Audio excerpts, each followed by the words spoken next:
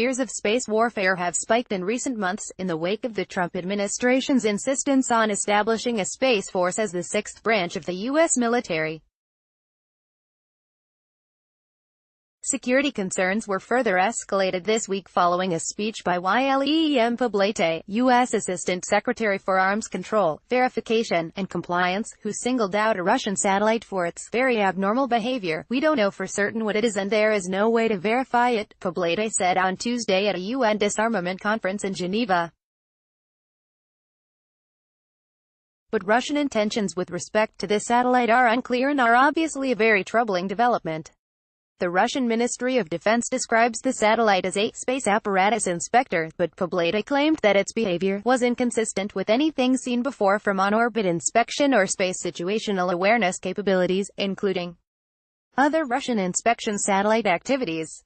Alexander Daneyko, a senior Russian diplomat also at the Geneva conference, described Poblete's speech as unfounded, slanderous accusations based on suspicions. Poblete did not reveal any specifics about the satellite's maneuvers, so more information will be required to judge if it is benign or dangerous. But her comments speak to the wider issue of space militarization, especially dual-use technology. Dual use is the term for objects that may be officially deployed for normal reasons, such as on-orbit satellite repair, but could covertly carry out military operations, like tampering with the satellites of rival nations. For this reason, dual-use spacecraft are among the top concerns for space security experts, and are also one of the trickiest domains to police.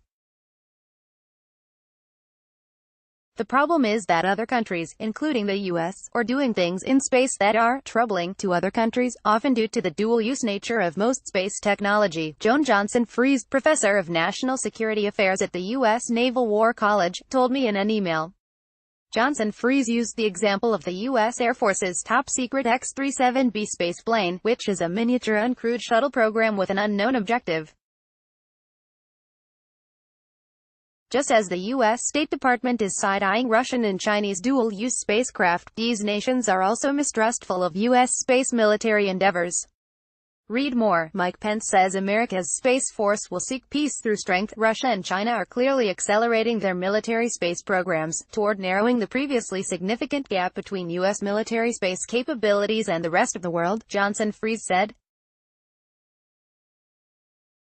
Unfortunately, however, the U.S. is now in a position of having a policy of do as we say and not as we do, as nobody is doing or developing anything not already done by the U.S.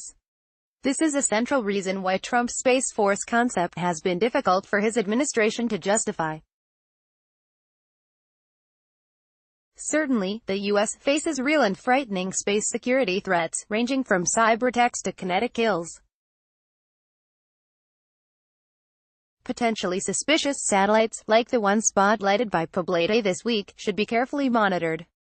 But ultimately, resolving these tensions will require spacefaring nations, especially Russia, China, and the U.S., to come up with comprehensive treaties about arms control in space.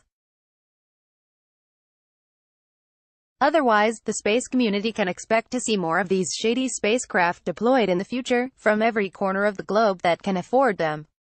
Get 6 of our favorite motherboard stories every day by signing up for our newsletter.